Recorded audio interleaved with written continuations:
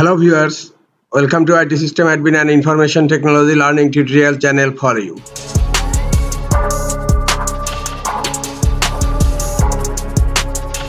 In this tutorial, I am going to show you how to change paper margin on Microsoft WordPad.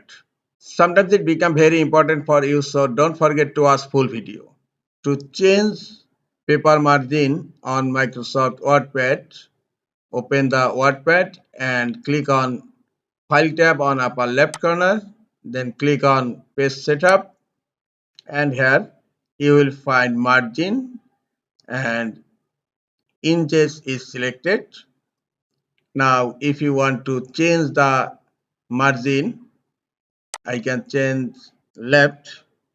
I am taking 1 inches, and in right I am changing 0.75 inches, and on top 2 inches, and on bottom 1 inches.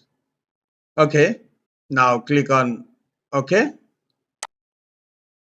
and look, the paper margin is changed on my Microsoft WordPad. This is the easiest way to change paper margin on Microsoft WordPad.